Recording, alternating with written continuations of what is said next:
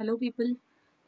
इस बार हम आ गए हैं यहाँ पे 5th चैप्टर के रिवीजन पे, जो कि है forms of business organisation part 2, जिसमें हमने पढ़ा था कि पब्लिक सेक्टर के कौन से फॉर्म्स ऑफ बिजनेस ऑर्गेनाइजेशन होते हैं, जिसमें गवर्नमेंट का कहीं ना कहीं इंटरफेरेंस होता है, पॉलिटिकल पार्टीज का इंटरफेरेंस होता है, वेदर डायरेक्टली और इनडायरेक्टली।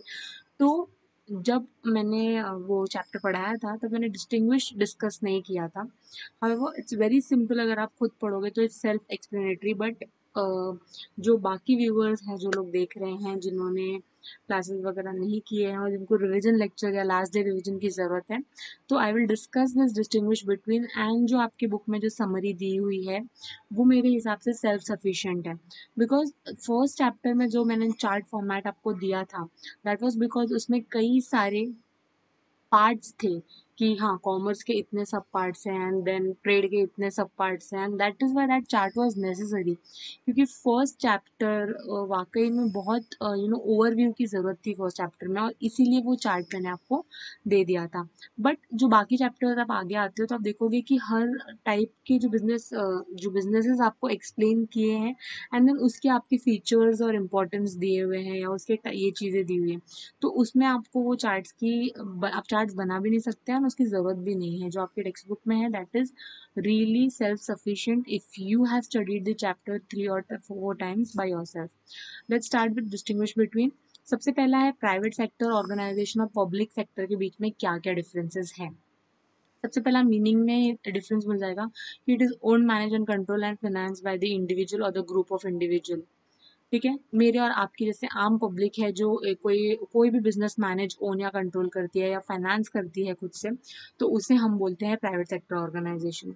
पब्लिक सेक्टर ऑर्गेनाइजेशन की बात करें तो वहाँ पे जो बिजनेस है वो own manage control and financed by the government, या फिर मल्टीपल गवर्नमेंट्स, काफ़ी सारे स्टेट्स के गवर्नमेंट एक साथ में आते हैं, या फिर कोई सेंट्रल गवर्नमेंट है, ये लोग साथ में मिलके उसे ओन मैनेज एंड कंट्रोल करते हैं।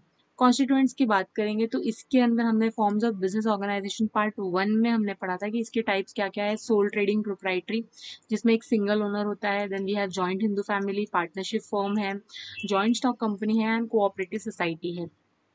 On the other hand public sector हमने इस चैप्टर में पढ़ा था कि डिपार्टमेंटल ऑर्गेनाइजेशन होते हैं, स्टैट्यूटरी कॉर्पोरेशन होते हैं, गवर्नमेंट कंपनीज होती हैं। तो ये सारे उनके कॉन्स्टिट्यूएंट्स, मतलब उनके पार्ट्स है, इतने टाइप ऑफ फॉर्म्स होते हैं इनके अंदर।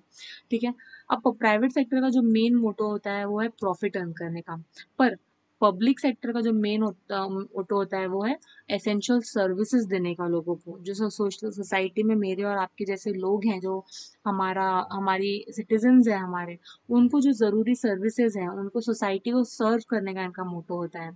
मैनेजमेंट की बात आती है तो प्राइवेट सेक्टर को मैनेज करने के लिए वहाँ उनके जो ओनर्स होते हैं वही इलेक्ट करते हैं रिप्रेजेंटेटिव। जैसे कि बोर्ड ऑफ डायरेक्टर्स की बात ले लो, या फिर कोई मैनेजर की बात ले लो जो एक्सपर्ट है, प्रोफेशनल है। जब यहाँ पे पब्लिक सेक्टर में मैनेजमेंट की बात आती है तो वो जो गवर्नमेंट ऑफिशियल्स होते हैं उनके हाथ में होता है, या फिर जो उनके बोर्ड ऑफ डायरेक्टर्स होते हैं उनके हाथ में होता है। प्राइवेट सेक्टर में आप किसी भी इंसान को मैनेजर अपॉइंट कर सकते हो, डिपेंड्स कि वो लोग किसको अपॉइंट करें, बट यहाँ पे दो लोग ही होते हैं, या तो वो गवर्नमेंट ऑफिशियल्स होंगे या तो बोर्ड ऑफ डायरेक्टर्स होंगे। Then we have size of entity. The private sector organisation can be of any size, कोई भी साइज की हो सकती है, कोई ज़रूरी नहीं है कि छोटी या बड़ी। जैसे सोल ट्रेडिंग कंसर्न, जो प्रोप्राइटरी, जो एक अकेला इंसान बिजनेस करता है, वो ऑब्वियसली स्मॉल स्केल पे होगी। वो जो जॉइंट स्टॉक कंपनी की हमने बात की थी जिसमें बहुत सारे शेयर होल्डर्स होते हैं, ठीक है, तो वो एक लार्ज लेवल पर है। दैट डिपेंड्स, साइज के ऊपर डिपेंड करता है। पर जो पब्लिक सेक्टर ऑर्गेनाइजेशन होते हैं वो हमेशा they are large in size, हमेशा बड़े ही होते हैं, क्योंकि गवर्नमेंट ने किसी चीज़ में हाथ डाला है, दैट मीन्स कि उस वो ऑब्वियसली कोई बड़े लेवल पे होगा, या वो बोलते हैं ना कि उसका जो चैनल होगा डिस्ट्रीब्यूशन का या प्रोडक्शन का वो बड़े लेवल पे होगा। कैपिटल यहाँ पे क्या होता है, जो खुद ओनर होता है वही प्रोवाइड करता है, या फिर वो दूसरों से प्राइवेट इन्वेस्टर जो दूसरे रिलेटिव्स हैं, फ्रेंड्स हैं, दूसरी कंपनीज हैं, उनसे वो मांग सकता है, बोरो कर सकता है। यहाँ पे जो है वो गवर्नमेंट ही कंट्रीब्यूट करता है, कोई दूसरा इंसान नहीं होता है कंट्रीब्यूट करने के लिए। बिजनेस एरिया की बात करें तो the private sector organisation operates in industrial and commercial area only. तो जो इंडस्ट्रियल एरिया है जहाँ पे बाकी इंडस्ट्रीज है, जो कमर्शियल एरिया जहाँ पे बहुत सारे बिजनेसेस होते हैं, वहीं पे ये लोग ऑपरेट करते हैं। पब्लिक सेक्टर का ऐसा कोई स्पेसिफिक ठिकाना नहीं है, क्योंकि वो लोग सर्विसेज देते हैं लोगों को। तो सर्विसेज तो ऐसी होती है जो जहाँ पे अवेलेबल करवा दो। जैसे कि रेलवे स्टेशन आप कभी भी इंडस्ट्रियल एरिया में नहीं बना सकते। डिपेंड्स कि जो स्टेशन है जहाँ पे रिक्वायरमेंट है ट्रांसपोर्टेशन की, वहाँ पे रेलवेज है, पोस्ट सर्विसेज है, पोस्ट ऑफिसेज है। तो डिपेंड करता है कि वो कहाँ पे ऑपरेट करना चाहते हैं। The eighth one is decision making. यहाँ पे डिसीजन मेकिंग बहुत ही क्विकली हो जाता है। इस क्विक बिकॉज प्राइवेट सेक्टर्स में बहुत कम लोग इन्वॉल्व होते हैं। जैसे अगर सोल प्रोप्राइटर की बात करूँ तो उसमें तो एक अकेला ही इंसान होता है, उसे डिसीजन लेने में कितना टाइम लगेगा। फिर अगर जॉइंट स्टॉक कंपनी का भी नाम ले लो तो वहाँ पे भी फटाक से हो जाएगा, क्योंकि वहाँ पे भी एक लिमिट है, कुछ लिमिट के लोग ही हैं जो मीटिंग करवाते हैं और वहाँ पे डिसीजन हो जाता है। पर जब पब्लिक सेक्टर की बात आती है डिसीजन मेकिंग में, तो वहाँ पे डिले होता है, क्योंकि वहाँ पे काफ़ी सारे रूल्स एंड रेगुलेशंस होते हैं कि आप मीटिंग करवा रहे हो तो पहले सबको नोटिस भिजवाओ, फिर वो लोग आएंगे नहीं आएंगे, फिर अपना ओपिनियन देंगे, फिर उसमें डिस्कशन होगा। बहुत सारे लोग इन्वॉल्व होते हैं, पॉलिटिकल पार्टीज अपना बेनिफिट देखते हैं, लोग अपना बेनिफिट देखते हैं। तो दैट डिपेंड्स, बहुत डिले हो जाता है इन दिस केस। एफिशिएंसी की बात करें तो यहाँ पे ज़्यादा एफिशिएंसी होता है प्राइवेट सेक्टर में, क्योंकि प्रोफेशनल्स चला रहे होते हैं। तो अगर मैं बात करूँ किसी भी क्लोथिंग कंपनी का नाम ले लो, तो अगर वो प्राइवेट सेक्टर है तो वहाँ पे प्रोफेशनलिज्म इसीलिए बोला जाता है कि वहाँ पे एक्सपर्टाइज लोग होते हैं जो वो काम कर रहे होते हैं, बिजनेस चला रहे होते हैं। पर पब्लिक सेक्टर में वो केस नहीं है। पब्लिक सेक्टर में मतलब वो मोटिवेशन नहीं है लोगों के अंदर, काम करने का जो जज्बा और जुनून बोलते हैं ना, वो नहीं होता है गवर्नमेंट ऑफिशियल्स के अंदर। उनको बस ऐसा होता है कि 9 बजे आना है और 5 बजे चले जाना है, भले आपका काम हो या ना हो। तो अगर आप कभी आप गए होगे गवर्नमेंट ऑफिसेज में, तो आपने देखा होगा कि आप 4:45 को अगर विंडो पे पहुंचते हो ना, तो आपका काम नहीं होने वाला है। वो तुरंत आपको बोल देंगे कि सीधा नेक्स्ट डे आना। बिकॉज उनके अंदर वो कॉम्पिटिटिव स्पिरिट नहीं है, मोटिवेशन नहीं है, डिजायर टू वर्क नहीं है, एफिशिएंसी नहीं है।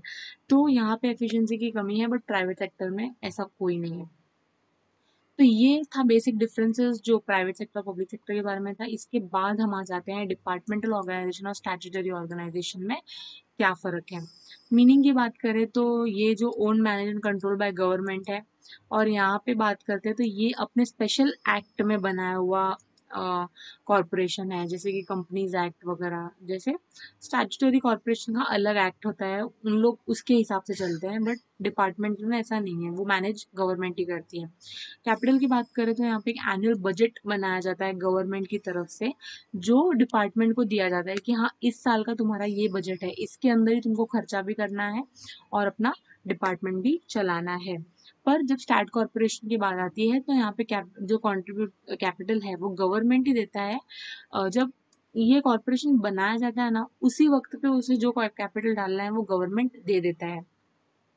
इसके बाद अगर कॉरपोरेशन को ज़रूरत पड़ती है किसी कैपिटल की, तो वो सामने से मांग सकता है गवर्नमेंट से। अगर नहीं मांगेगा तो गवर्नमेंट नहीं देगी। बट डिपार्टमेंटल ऑर्गेनाइजेशन में वो केस नहीं है। डिपार्टमेंटल ऑर्गेनाइजेशन में ज़रूरत हो या ना हो, हर साल एक एनुअल बजट के हिसाब से पैसा पहुंच जाता है। मैनेजमेंट की बात करें तो डिपार्टमेंटल में जो है वो मैनेज करते हैं गवर्नमेंट ऑफिशियल्स हैं, या जो उनके कंसर्न मिनिस्ट्रीज हैं उसके गवर्नमेंट ऑफिशियल्स मैनेज करते हैं। बट स्टैट कॉरपोरेशन में क्या होता है, उनके बोर्ड ऑफ डायरेक्टर्स मैनेज करते हैं, लेकिन वो भी गवर्नमेंट ने ही अपॉइंट किए होते हैं। मतलब डायरेक्टली गवर्नमेंट मैनेज नहीं करती है, उनके appointed board of directors manage करते हैं, और यहाँ पे डायरेक्टली गवर्नमेंट के ऑफिशियल्स मैनेज करते हैं। फोर्थ में आप देखोगे तो डिपार्टमेंटल अंडरटेकिंग का जो कंट्रोल है वो कंसर्न मिनिस्ट्री, जो उनके मेन मिनिस्ट्री होगी, वो ले लेते हैं। स्टैट कॉरपोरेशन में उनका जो एक्ट है, स्पेशल एक्ट है, जो पार्लियामेंट है, वो कंट्रोल करती है। Autonomy, the departmental organisation does not have any autonomy in decision making and has autonomy. मतलब यहाँ पे कोई इंडिपेंडेंस, डिपार्टमेंटल ऑर्गेनाइजेशन में कोई इंडिपेंडेंस नहीं है डिसीजन मेकिंग का। मतलब आप कुछ भी डिसीजन लेते हो ना, तो आपके ऊपर गवर्नमेंट की नज़र है। बट स्टैट कॉरपोरेशन में वो चीज़ नहीं है, यहाँ पे फुल छूट है कि आपको किस तरह से डिसीजन लेना है। सिक्स की बात करें तो legal status, the departmental undertaking has no separate legal status distinct from. तो डिपार्टमेंटल ऑर्गेनाइजेशन का मतलब वो कानून की नज़र में डिपार्टमेंटल ऑर्गेनाइजेशन है या उसके एम्प्लॉयज़ हैं, दोनों सेम है उसकी नज़र में। बट स्टार्ट कॉरपोरेशन में वो चीज़ नहीं है, दोनों अलग अलग है। अगर आप कॉरपोरेशन के नाम पे कोई लोन लेते हो तो वो उसके नाम पे ही माना जाएगा और आपके नाम पे नहीं माना जाएगा। एस्टैब्लिशमेंट की बात करें तो ये कंसर्न मिनिस्टर बनाती है और यहाँ पे स्पेशल एक्ट के थ्रू होता है। वही वही पॉइंट्स बार बार रिपीट हुए हैं, बस अलग अलग हेड में है। बोरोइंग पावर बात करें तो डिपार्टमेंटल जो अंडरटेकिंग है वो पब्लिक से पैसे बोरो नहीं कर सकती, क्योंकि गवर्नमेंट उसका करता धरता है और ये गवर्नमेंट के लिए बहुत शर्मनाक बात हो जाएगी अगर पब्लिक के पास से पैसा मांगना पड़े, क्योंकि पब्लिक ऑलरेडी टैक्स भर रही है, उसके ऊपर आप पब्लिक से और मांग लो, बोरो कर लो। तो इसीलिए ये लोग बोरो नहीं कर सकते। बट स्टैट कॉर्पोरेशन है, they can borrow money from public by way of bonds. वो लोग बॉन्ड इशू करते हैं, पेपर है जिसपे लिखा हुआ रहता है कि आप इतना पैसा कंपनी को दो एंड कंपनी इन फ्यूचर कभी ना कभी आपको ज़्यादा पैसा पे करेगी इसके लिए। Then we have staff. तो इनका जो स्टाफ है डिपार्टमेंटल ऑर्गेनाइजेशन का, उनको गवर्नमेंट सर्वेंट्स बोला जाता है या सिविक सर्विस रूल्स के लेवल का माना जाता है। बट यहाँ पे जो स्टाफ है वो लोग इंडिपेंडेंट है, उनको कोई गवर्नमेंट सर्वेंट्स नहीं बोला जाता है। Similarly we have stat corporation और गवर्नमेंट कंपनीज का डिफरेंस। यहाँ पे तो जैसे हमने पढ़ा था, देखो यहाँ पे सारे पॉइंट्स सेम होंगे जो हमने ऊपर पढ़ा था। यहाँ पे खाली एक गवर्नमेंट कंपनीज की बात कर लेते हैं। और कंपनी वेयर ऐसी कंपनी जहाँ पे minimum 51% of paid up capital एक सेंट्रल गवर्नमेंट ने या फिर स्टेट गवर्नमेंट ने या दोनों जन ने मिल के अगर ओन किया है तो वो गवर्नमेंट कंपनी है। इनका कैपिटल कंट्रीब्यूशन है वो स्टेट गवर्नमेंट और सेंट्रल गवर्नमेंट देता है और जनरल पब्लिक भी दे सकती है। मैनेजमेंट देखा जाए तो बोर्ड ऑफ डायरेक्टर्स करते हैं जो गवर्नमेंट और शेयर होल्डर्स मिल के अपॉइंट करते हैं। कंट्रोल की बात आती है तो government companies are controlled by government, क्योंकि ज़्यादा शेयर होल्डिंग है, जो मेजर शेयर होल्डिंग है 51% या उसके ऊपर का, is held by the government, and therefore the duty to control the government companies is also in the hand of government. Establishment की बात करेंगे तो it is established as per the provision of companies act. Companies act एक वो rule है जिसके अंदर लिखा हुआ है कि कौन सा प्रोसीजर होता है किसी कंपनी को इनकॉर्पोरेट करने का, कोई कंपनी किस बेसिस पे चलेगी, उसके कुछ प्रोसीजर्स होते हैं, तो उस हिसाब से गवर्नमेंट कंपनी इनकॉर्पोरेट की जाती है। बोरोइंग पावर बोलो तो इनके पास पावर होती है कि वो पब्लिक को शेयर्स इशू करे और उसके बदले में फंड्स इकट्ठा करे। हाउएवर जो स्टार्ट कॉर्पोरेशन है वो बॉन्ड्स इशू करके पब्लिक से पैसा कलेक्ट करती है और ये लोग शेयर्स इशू करके करते हैं। फिर आता है डिपार्टमेंटल ऑर्गेनाइजेशन और गवर्नमेंटल ऑर्गेनाइजेशन का। डिपार्टमेंटल का again that those will be same points जो हमने ऊपर पढ़े, और गवर्नमेंट का भी वो सेम पॉइंट है, दोनों का कंपैरिजन दे दिया है। तो अब हम आते हैं समरी के ऊपर, जिस जो हमारा मेन मोटो है इस वीडियो में। द फर्स्ट वन इज, हमने पढ़ा था कि पब्लिक सेक्टर ऑर्गेनाइजेशन क्या होता है, that is owned, finance, manage and control by the government और the combination of government.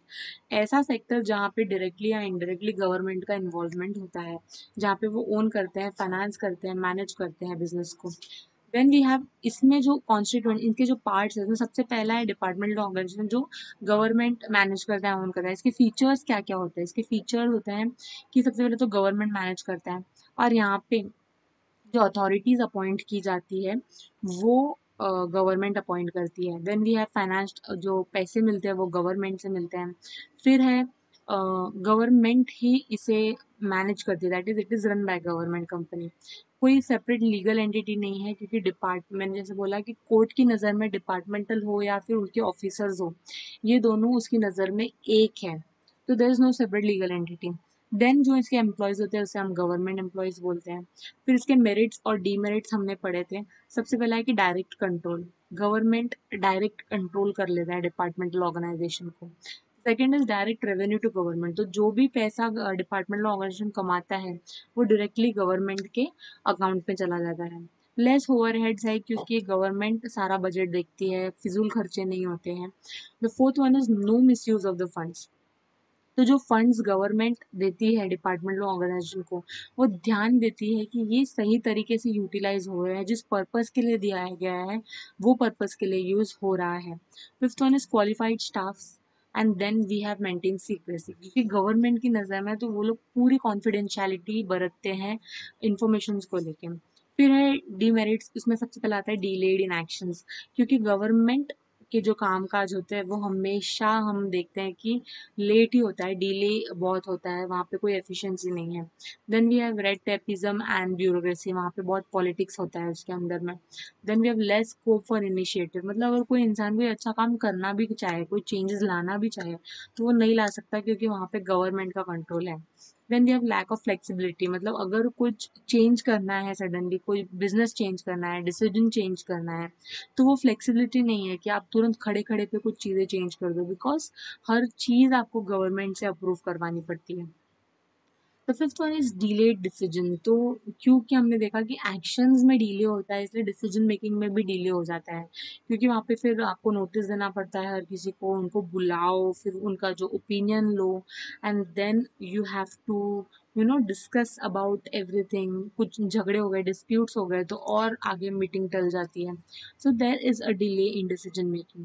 Then there is absence of professionalism, तो इसमें कोई एक्सपर्टाइज लोग नहीं है, इसमें एकदम मामूली लोग हैं जिन्होंने एग्ज़ाम क्लियर कर लिया, वो लोग गवर्नमेंट डिपार्टमेंट में जा सकते हैं। वो सेंस ऑफ प्रोफेशनलिज्म नहीं होता है उनके अंदर काम करने का। सेकंड हमने पढ़ा था स्टैट्यूटरी कॉर्पोरेशन के बारे में, जो हमने बोला था कि is created by the special act. इनका एक स्पेशल एक्ट होता है, स्पेशल पावर्स होते हैं इनके पास, जिसके अंडर ये लोग काम करते हैं। गवर्नमेंट का इसमें कोई ज़्यादा डायरेक्ट इन्वॉल्वमेंट नहीं होता है। तो इसके फीचर्स में बोलेंगे तो ये एक कॉर्पोरेट बॉडी है, एक कंपनी है। फिर ये जो इनके गवर्नमेंट है, लेजिस्लेचर जो लोकल बॉडी है, उससे आंसरेबल होते हैं, मतलब अगर वो लोग कोई स्टेप लेते हैं ना, तो उनको लोकल गवर्नमेंट को आंसर करना पड़ता है। Then they have own staffing system, वो लोग खुद के एम्प्लॉयज़ खुद सिलेक्ट कर सकते हैं। Then they have financial autonomy, मतलब पैसे को लेके जो पैसा कहाँ यूज़ करना है, कहाँ से आ रहा है, वो इंडिपेंडेंस उनके पास होता है। पॉलिटिकल इंटरफेरेंस, जैसे मैंने आपको बोला कि गवर्नमेंट का डायरेक्ट इंटरफेरेंस नहीं होता है। मेरिट्स की बात करें तो इनिशिएटिव एंड फ्लेक्सिबिलिटी, जो चीज़ हमको डिपार्टमेंट में नहीं थी, जो फ्लेक्सिबिलिटी नहीं थी डिसीजन चेंज करने की, डिसीजन बनाने की, कोई नया आइडिया देने की, वो चीज़ यहाँ पे है। The second is administrative autonomy, मतलब यहाँ पे खुद का जो बोलते हैं ना मैनेजमेंट और जो कंट्रोल है, वो ये लोग खुद कर सकते हैं, वो उस चीज़ की इंडिपेंडेंस है उनके पास। Then they have quick decisions, क्योंकि गवर्नमेंट का इन्वॉल्वमेंट नहीं है, तो they can quickly decide and make the do the decision making. The fourth one is efficient staff, वहाँ के जो स्टाफ्स है वो लोग खुद अपॉइंट करते हैं, तो ऑब्वियसली वो लोग खुद के पसंद से एफिशिएंसी और स्किल्स को देखते हुए स्टाफ्स को अपॉइंट करेंगे। प्रोफेशनल मैनेजमेंट, क्योंकि ऑब्वियसली स्पेशल एक्ट के अंदर है, यहाँ पे गवर्नमेंट नहीं है, तो प्रोफेशनलिज्म होता है। और यहाँ पे कैपिटल रेज करना काफ़ी इजी हो जाता है, क्योंकि ये लोग पब्लिक्स को बॉन्ड इशू करके, क्या इशू करके, बॉन्ड इशू करके कैपिटल रेज कर सकते हैं अपना। ठीक है।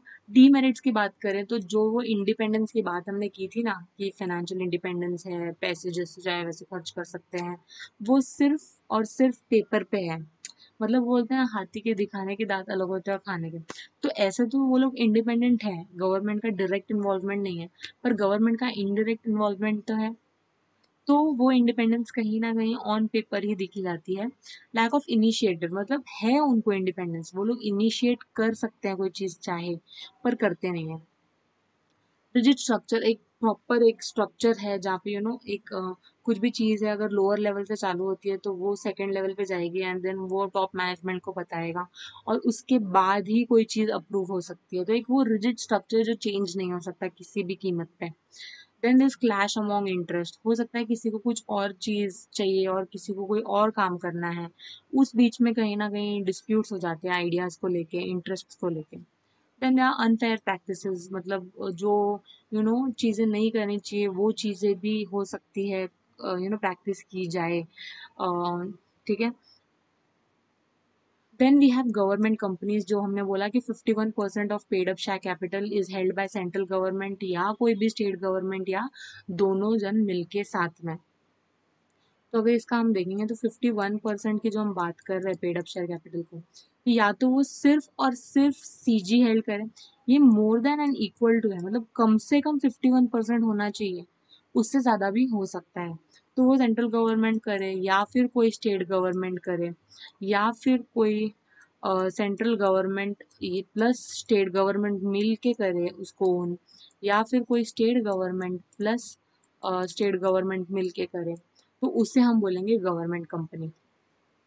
इसके जो फीचर्स है वो है कि कंपनीज एक्ट के हिसाब से इसका रजिस्ट्रेशन होता है, सेपरेट लीगल एंटिटी है, कोर्ट की नज़र में कंपनी कंपनी है और गवर्नमेंट गवर्नमेंट है। मेजॉरिटी ऑफ गवर्नमेंट डायरेक्टर्स होते हैं उसके अंदर, खुद के स्टाफ्स होते हैं और प्रोसीजरल कंट्रोल्स नहीं होते उसके अंदर।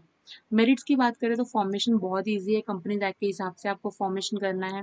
अंदर ही अंदर काफ़ी इंडिपेंडेंस होती है, बहुत ईजी होता है वहाँ के ऑब्जेक्टिव्स और चीज़ों को ऑल्टर करना, चेंज करना। डिसिप्लिन होता है क्योंकि गवर्नमेंट का इन्वॉल्वमेंट है। Then we have professional management उसके अंदर and then we have public accountability. Demerits की बात करें तो वही बात है, इंडिपेंडेंस सिर्फ नाम के लिए होता है। लोगों को डर, there a fear of exposure कि बाहर गवर्नमेंट को लेके कोई खास इमेज नहीं है लोगों की नज़र में, तो उनको वो चीज़ का थोड़ा फियर होता है कि हाँ अगर हम ये चीज़ करेंगे तो लोगों का ट्रस्ट बिल्टअप होगा या नहीं। Then they have lack of expertise, expertise नहीं है। जी हाँ, क्वालिफाइड स्टाफ है बट उसमें एक्सपर्टाइज का फर्क तो रहता ही है। Lack of public interest, public आपने देखा होगा they are least interested in the government companies. अगर उनको आप ऑप्शन दोगे कि गवर्नमेंट कंपनी और प्राइवेट कंपनी है तो वो लोग प्राइवेट कंपनीज को ही सिलेक्ट करेंगे। हाउएवर अगर गवर्नमेंट कंपनीज है तो उसके जो रिस्क होते हैं वो कम होते हैं प्राइवेट के मुकाबले। Then we had multinational corporation, जिसमें हम बोलते हैं कि ऐसा ऑर्गेनाइजेशन जो दूसरे कंट्रीज में ऑपरेट हो रहा है एट द सेम टाइम, और ऐसे बिजनेस एक्टिविटीज़ जो एक कंट्री के साथ साथ दूसरे कई कंट्रीज में ऑपरेट हो रही है। उसके फीचर्स में है कि उनका बहुत सारा असेट होता है और उनका टर्नओवर मतलब सेल्स बहुत ज़्यादा होता है। देन उनके जो इंटरनेशनल ऑपरेशंस होते हैं बाहर की कंट्रीज़ में भी काम होता है। सेंट्रलाइज कंट्रोल मतलब ये एमएनसीज का एक हेड ऑफिस होता है जो चाहे मुंबई में हो या बाहर की कंट्री में हो, और फिर उसके जो ब्रांचेज है या उसके जो एसोसिएट्स है वो खोले जाते हैं, तो उनका सेंट्रलाइज कंट्रोल है, जो भी डिसीजन होगा वो एक हेड ऑफिस से ही होगा। Then they have mighty economic power, पैसे की कमी तो नहीं है। Advance and sophisticated technology, obviously इतने सारे जगह पे वो लोग ऑपरेट कर रहे हैं तो टेक्नोलॉजी भी बहुत एडवांस्ड और सोफिस्टिकेटेड यूज़ करते हैं। प्रोफेशनल मैनेजमेंट है ऑब्वियसली क्योंकि एमएनसीज आपने सुना भी होगा वहाँ के लोगों को एकदम फॉर्मल चीज़ें, फॉर्मल तरीके, तौर तरीके, बिहेवियर सिखाया जाता है ताकि उसमें प्रोफेशनलिज्म आए। ठीक है। Then we have merits. Merits की बात करेंगे तो एम्प्लॉयमेंट जनरेशन सबसे पहला, आज आप आईटी फर्म्स को देख लो, बैक ऑफिस को देख लो, कॉल सेंटर्स को देख लो, ये लोग एम्प्लॉयमेंट जनरेट कर रहे हैं। आज आप 10th और 12th के बाद भी कॉल सेंटर्स में ज्वाइन हो सकते हो और पैसे कमा सकते हो। बाद में फॉरेन कैपिटल का इन्फ्लो है क्योंकि ऑब्वियसली हम बाहर की कंट्रीज में काम कर रहे हैं तो वहाँ की करेंसीज में हमें इनकम मिलेगी, पैसा आएगा हमारी कंट्री में। प्रॉपर यूज ऑफ रिसोर्सेज, जो भी रिसोर्सेज है उनका बहुत अच्छा यूटिलाइजेशन करते हैं ये लोग। Then they have technical development, तो टेक्नोलॉजी रिलेटेड जो भी डेवलपमेंट है वो चीज़ हमको बराबर अपडेट होती रहती है क्योंकि बाकी कंट्रीज से हम कांटेक्ट में हैं। मैनेजर डेवलपमेंट है क्योंकि प्रोफेशनलिज्म है लोगों के अंदर। एंड ऑफ लोकल मोनोपोलीज, मतलब पहले हुआ करता था कि ऐसे टाइप का सिर्फ एक ही दुकान है तो उनका ही राज चलता था, पर आज आप देखोगे तो 100 तरीके के कॉल सेंटर्स है, 100 तरीके की आईटी फर्म्स हैं। तो वो जो मोनोपोली वाली जो चीज़ थी ना वो खत्म हो गई है इसकी वजह से। Then there is improvement in standard of living, जैसे मैंने बोला कि आप बहुत ही यू नो मिनिमल एजुकेशन के साथ आप कमा सकते हो और उसकी वजह से क्या होगा, आप इनकम जनरेट करोगे और आपकी स्टैंडर्ड ऑफ लिविंग बढ़ती है। Then we have promotion of international brotherhood and culture, obviously बाहर की कंट्रीज की कंपनीज यहाँ पे आगे ऑपरेट कर रही है, हम यहाँ से बाहर जा रहे हैं ऑपरेट करने के लिए। Then there is a sense of brotherhood जो डेवलप हो जाती है।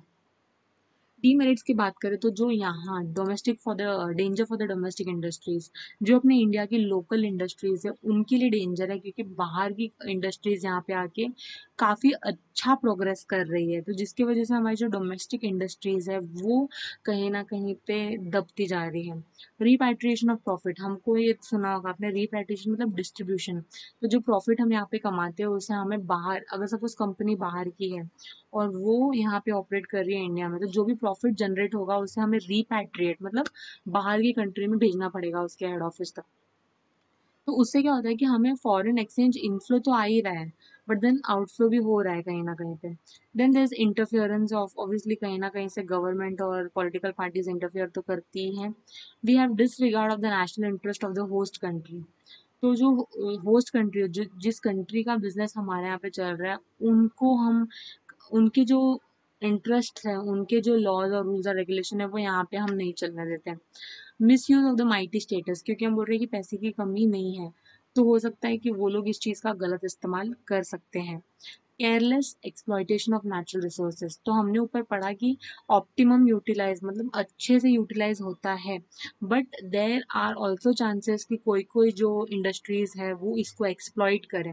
मतलब अगर सपोज रिसोर्सेज भारी मात्रा में यूज हो रही है और वो रिसोर्सेज नॉन रिन्यूएबल रिसोर्सेज है, दैट इज वो लोग वापस रिन्यू नहीं की जा सकती, एग्जॉस्टेबल है, जो एग्जॉस्ट हो सकती है।